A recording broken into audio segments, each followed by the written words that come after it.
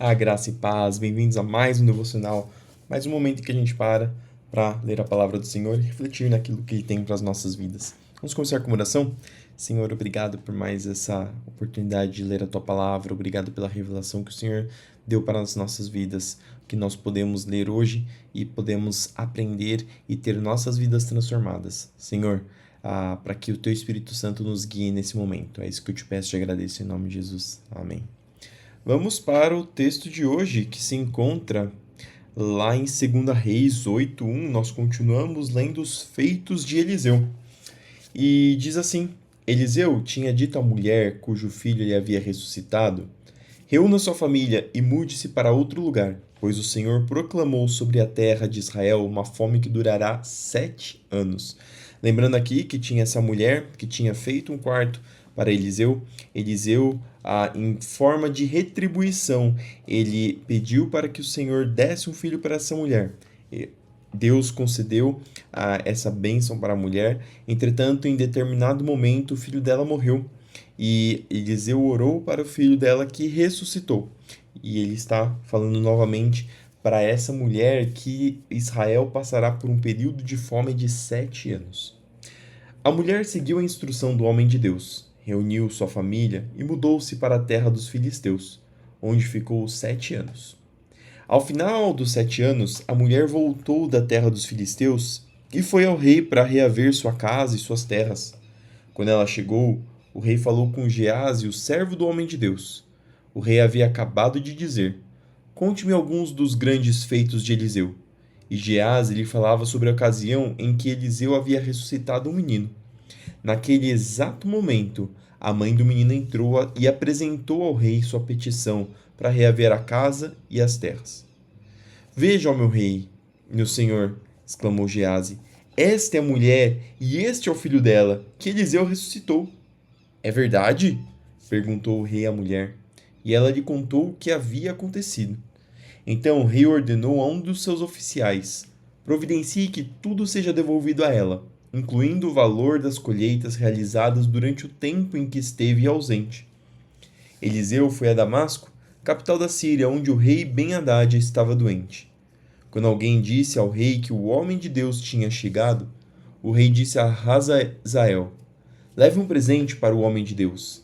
Depois, peça que ele pergunte ao Senhor se vou me recuperar dessa doença. Hazael levou consigo o presente 40 camelos carregados com os melhores produtos de Damasco. Foi vê-lo e disse: Seu servo Ben-Hadad, rei da Síria, me enviou para perguntar se ele vai se recuperar de sua doença. Eliseu respondeu: Vá e diga-lhe: certamente se recuperará. Na verdade, porém, o Senhor me mostrou que ele certamente morrerá. Eliseu olhou fixamente para Hazael até deixá-lo constrangido. Então o homem de Deus começou a chorar. Por que o Senhor está chorando? Perguntou Hazael. Eliseu respondeu: Sei das coisas terríveis que você fará com os israelitas. Queimará as cidades fortificadas, matará os jovens à espada, esmagará as criancinhas e rasgará o ventre das mulheres grávidas. Hazael disse: Como é que alguém tão sem importância como eu poderia fazer coisas tão grandes? Eliseu respondeu: O Senhor me mostrou que você será rei da Síria. Hazael se despediu de Eliseu, e quando voltou, o rei lhe perguntou: O que Eliseu lhe disse? Hazael respondeu: Disse que o Senhor certamente se recuperará. Mas no dia seguinte, Hazael pegou uma coberta, encharcou-a em água e a segurou sobre o rosto do rei até que morresse. E Hazael foi o seu sucessor na Síria. No 5º ano de Jorão, filho de Acabe, rei de Israel, enquanto Josafá ainda reinava em Judá, Jeorão, filho de Josafá, começou a reinar em Judá. Jeorão tinha 32 anos quando começou a reinar e reinou em Jerusalém por 8 anos. Seguiu os exemplos dos reis de Israel e foi tão perverso quanto a família do rei Acabe, pois se casou com uma das filhas de Acabe. Jeorão fez o que era mal aos olhos do Senhor. Mas o Senhor não quis destruir Judá, pois havia prometido a seu servo Davi que os descendentes dele continuariam a brilhar como uma lâmpada para sempre. Durante o reinado de Jeorão, os edomitas se rebelaram contra Judá e proclamaram seu próprio rei. Então Jeorão saiu com todos os seus carros de guerra para atacar a cidade de Zair. Os edomitas cercaram o rei e os comandantes de seus carros, mas ele saiu à noite e os atacou. Contudo, o exército de Jeorão desertou e voltou para casa. Até hoje, portanto, Edom é independente de Judá. A cidade de Libna também se rebelou nessa ocasião. Os demais acontecimentos do reinado de Jeorão e tudo o que ele fez estão registrados no livro da história dos reis de Judá. Quando Jeorão morreu, foi sepultado com seus antepassados na cidade de Davi. Seu filho Acasias foi seu sucessor. Acasias, filho de Jeorão, começou a reinar em Judá no 12º ano do reinado de Jorão, filho de Acabe, rei de Israel. Acasias tinha 22 anos quando começou a reinar e reinou em Jerusalém por 1 ano. Sua mãe era Atalia, neta de Onri, rei de Israel. Acasias seguiu o exemplo da família do rei Acabe, fez o que era mal aos olhos do Senhor.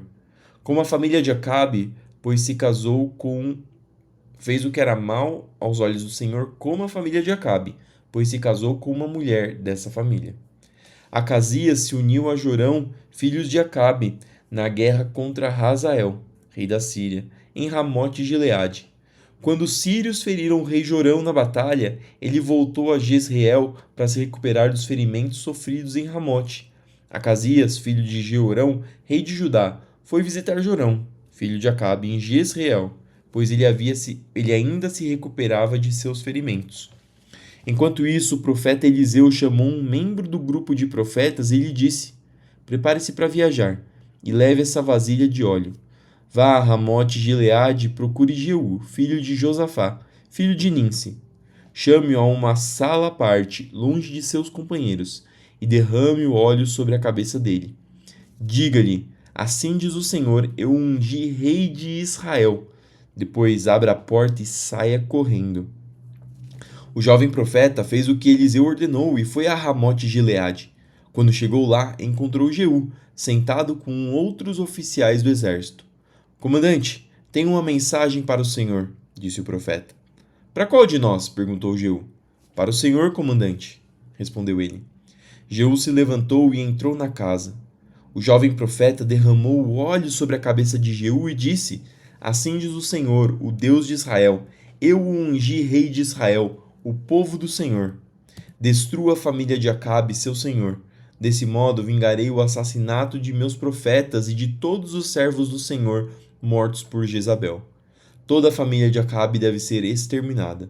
Destruirei todos os seus descendentes do sexo masculino em Israel, tanto escravos como livres. Destruirei a família de Acabe, como destruí as famílias de Jeroboão, filho de Nebate, e de Baza, filho de Aías. Cães comerão Jezabel no campo em Jezreel, e ninguém a sepultará. Então o jovem profeta abriu a porta e saiu correndo. Jeú voltou aos outros oficiais do rei e um deles lhe perguntou: O que esse louco queria? Está tudo bem? Você conhece esse tipo de gente e as coisas que eles dizem, respondeu Jeú. Você está escondendo algo, disseram. Conte-nos o que ele disse. Então Jeú lhes contou. Ele disse: Assim diz o Senhor, eu ungi rei de Israel. No mesmo instante, eles estenderam suas capas sobre os degraus para Jeú passar, tocaram a trombeta e gritaram: Jeú é rei! Atos 16, do 16 até o 40. Certo dia, enquanto íamos ao lugar de oração, veio ao nosso encontro uma escrava possuída por um espírito pelo qual ela predizia o futuro.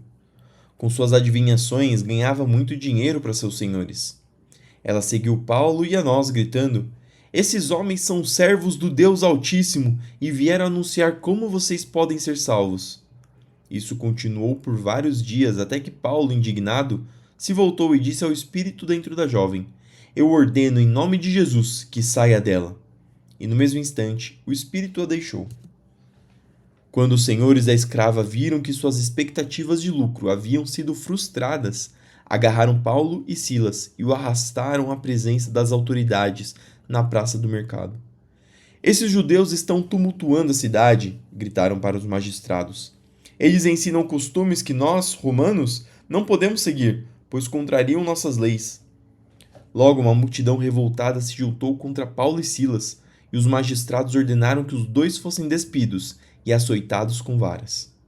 Depois de serem severamente açoitados, foram lançados na prisão. O carcereiro recebeu ordens para não os deixar escapar. Por isso os colocou no cárcere interno, prendendo-lhes os pés no tronco.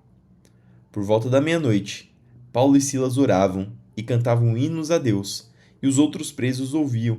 Olha a fé de Paulo e Silas, mesmo durante a adversidade, mesmo eles tendo sido açoitados, mesmo eles tendo sido presos e estarem numa situação que parecia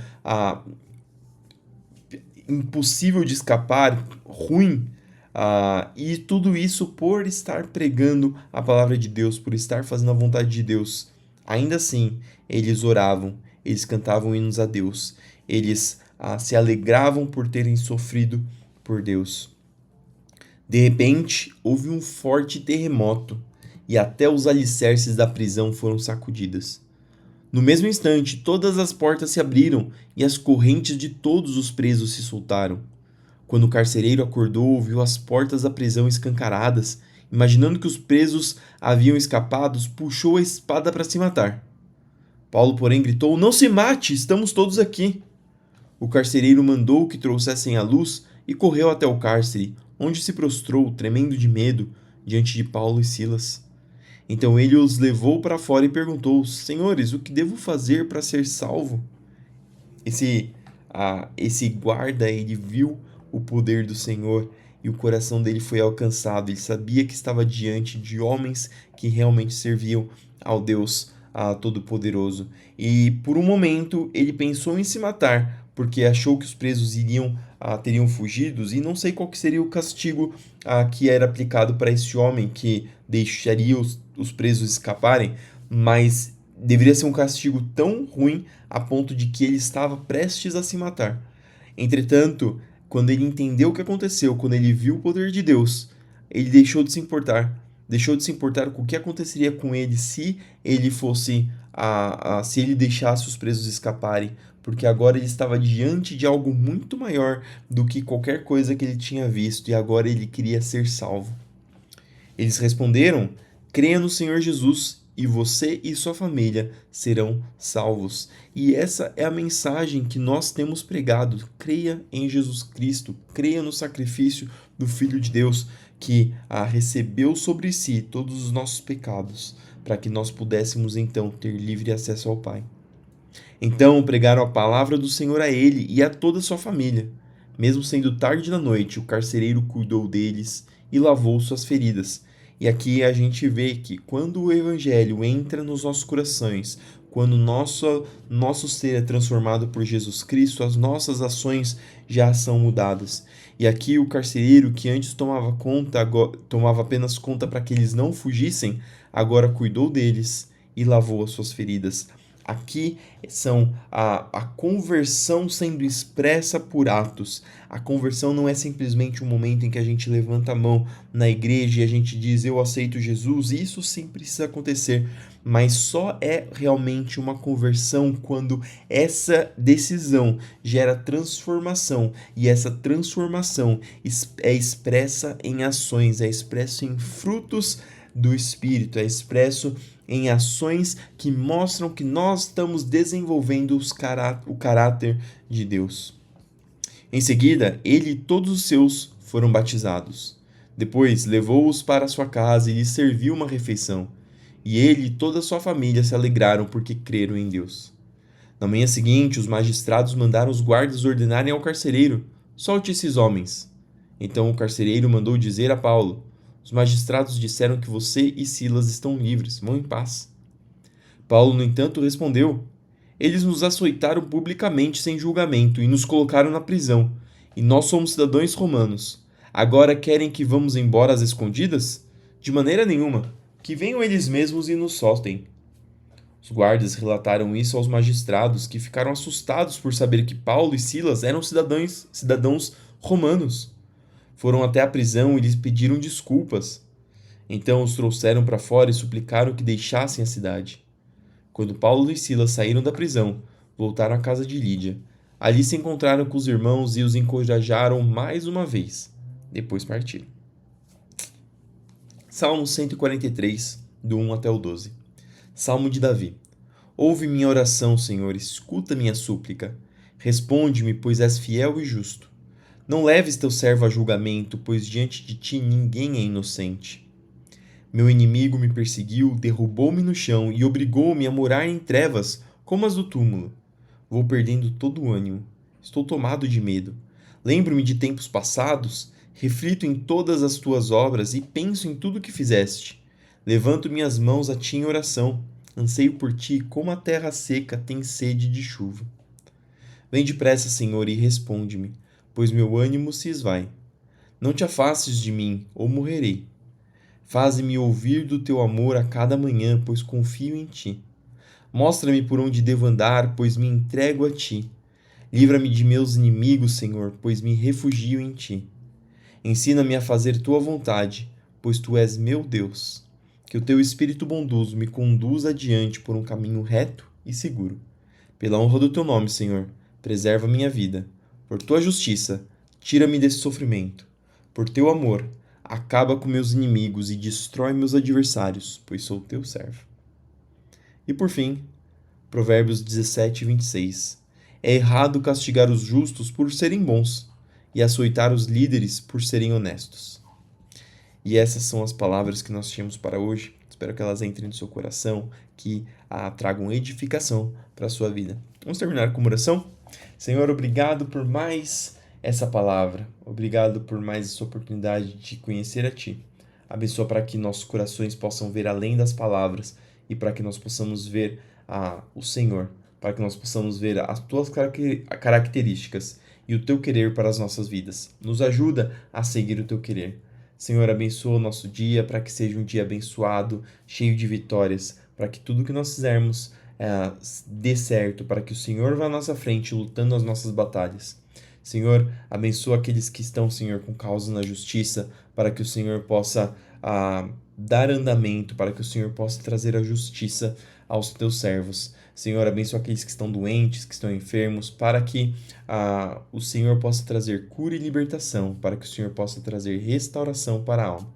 Abençoa aqueles que precisam de uma porta de emprego, para que o Senhor traga o sustento, para que o Senhor derrame o maná do céu, para que o Senhor use os teus servos para expandir o teu reino e para que nós possamos continuar te seguindo em espírito e em verdade. Senhor, nos ajude a lutar contra os nossos pecados, para que nós possamos cada dia mais ser santos diante de Ti. Protege, Senhor, as nossas mentes, protege os nossos corações, para que nós possamos, Senhor, ter forças para cada dia seguir ao Senhor, Senhor, da forma que o Senhor deseja. É isso que eu te peço e te agradeço. Em nome de Jesus. Amém. Fique com Deus, que tudo que você fizer no seu dia prospere. Não se esqueça de fazer tudo para a glória do Senhor. Deus te abençoe e até amanhã para mais um devocional.